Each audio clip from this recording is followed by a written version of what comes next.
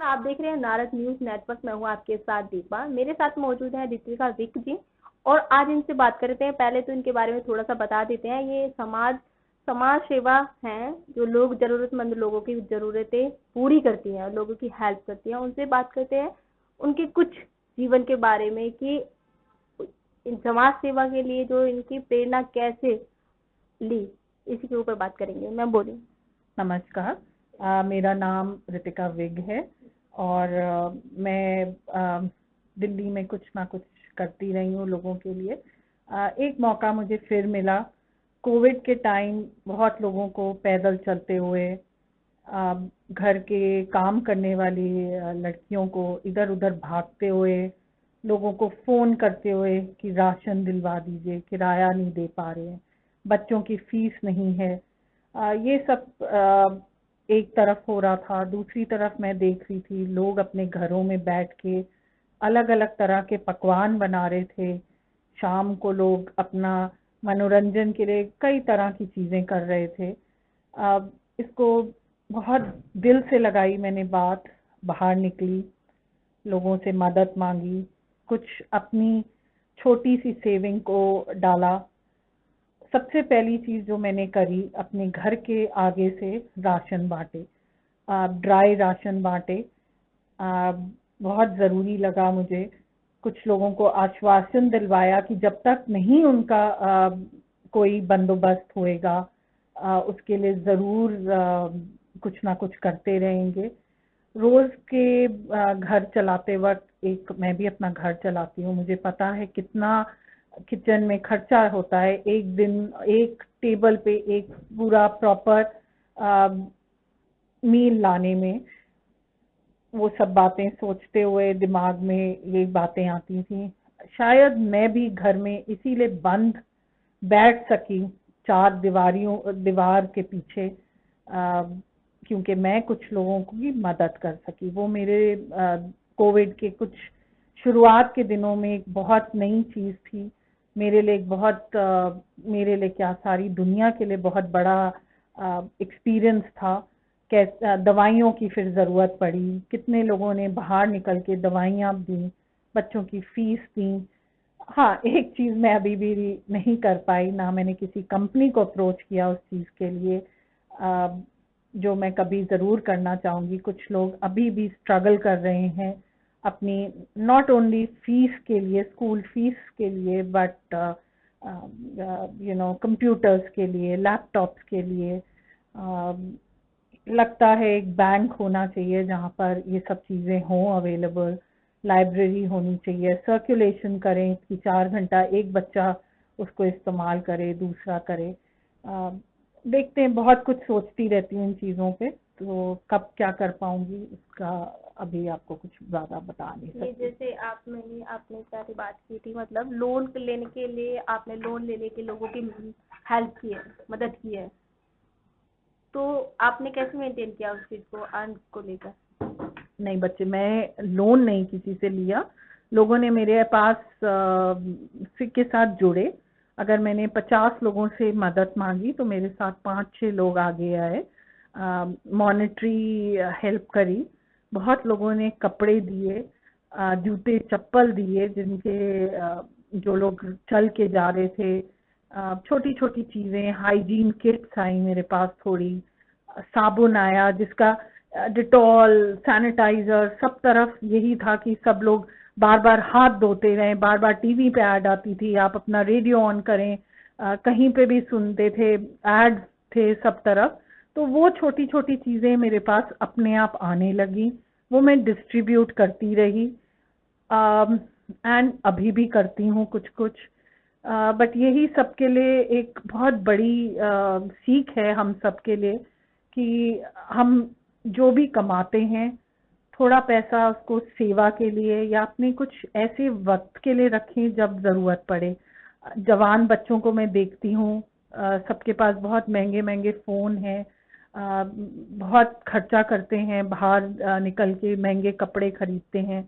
उन बच्चों से मेरी यही अपील है कि वो कुछ हिस्सा अपनी कमाई का, ना कि अपने माँ बाप पे डिपेंड करें इन चीज़ों के लिए, बट थोड़ा सा एक पोर्शन किसी की दूसरे की मदद करने के लिए ज़रूर रखें। मैंने अपने बच्चे को इस समय निकाला, बहुत दहशत का टाइम था, फिर भी बहुत अपने आप को बहुत लकी समझती हूँ कि मैं अपने बच्चे, अपने हस्बैंड सबको इन्वॉल्व करके डिस्ट्रीब्यूशन कराई। कभी कभी हमारे पास 40-50 किट्स होते थे एक ही दिन में डिस्ट्रीब्यूट करने के लिए। उनको गाड़ी में रखना, लोड करना, बच्चे को फिर मदद लेना, ओवरसी करना कि जब हम डिस्ट्रीब्यूट कर रहे हैं तो सोशल डिस्टेंसिंग हो। एंड मुझे हमेशा लोगों से सुनने को अभी भी मिलता है कि आप बहुत करते हो, और आज तक मेरे पास लोग पूछते रहते हैं। बहुत लोगों से जुड़ गई हूँ जो कॉन्टिन्यूस सेवा करते हैं, बहुत कुछ सीखती हूँ लोगों से। एंड आगे भी यही करते रहेंगे। आगे का वक्त किसी ने नहीं देखा, बट ये वक्त है कि हम लोग सब थोड़ा सा तैयार रहें। अगर कुछ ऊपर नीचे होता है हमारी ज़िंदगी में या हमारे आसपास, तो हम उसके लिए mentally, physically and emotionally and monetarily we are prepared to tackle the problem. Thank you. Ma'am ये बताइए, आपको जो ये समाज सेवा है इसकी प्रेरणा कहाँ से मिली? मतलब दिमाग में तो आया होगा ना, बात करते हैं मुझे, लोग होते हैं अपना एंजॉय करते हैं, बहुत से लोग होते हैं एंजॉय करते हैं, तो आपको प्रेरणा कहाँ से मिली कि समाज सेवा जरूरी है, हमें ये करना चाहिए? मैं भी बहुत इंजॉय करती हूँ, और सेवा में भी मुझे बहुत इंजॉयमेंट है। मेरी माता जी, मेरे पिताजी, मेरे ग्रैंड पेरेंट्स ने कभी भी मुझे रोका नहीं। तो बचपन में मंदिर, आर्य समाज और कुछ कान में अच्छी बातें जो पढ़ती रहीं, हमारे घर की जो काम करने वाली औरतें थीं, अक्सर औरतें ही होती थीं, और माली भाई जो होते थे उनकी तरफ जो बर्ताव देखा हम लोगों ने, वो अलग था। उनके बच्चों के बारे में हमारे पेरेंट्स सोचते थे, इसलिए हमने भी वो किया। बाउंड्रीज हैं हमारी, हम किसी का झूठ नहीं बर्दाश्त करते। वो हमने अपने पिताजी से ज़रूर सीखा। एंड मदद करने के लिए कभी भी पीछे नहीं हटते, बट एहसान भी नहीं किसी को जताते, बट ये ज़रूर चाहते हैं कि अगर किसी के लिए कुछ कर रहे हैं तो वो उस चीज़ को माने कि हाँ, हमने किसी के लिए कुछ किया है। हमें जताने का नहीं है, बट हमको उसको सिखाना है कि वो अपना कुछ अपनी लाइफ में भी किसी दूसरे के लिए कंट्रीब्यूट करे। तो ये it's a continuous process for me. It's a learning process and it's an ongoing thing for me. लेकिन सुना है कि आप जो कमजोर, जो अपने दम पे नहीं लड़ सकती महिलाएं, उनको आप सशक्तिकरण देकर आगे बढ़ाती हैं। ये एक बहुत छोटा सा कदम है, बट अगर मेरे आसपास कोई भी होता है और मुझे लगता है वो कुछ कहीं पे नहीं समझ पा रही है, तो मैं उसको समझाने की कोशिश करती हूँ।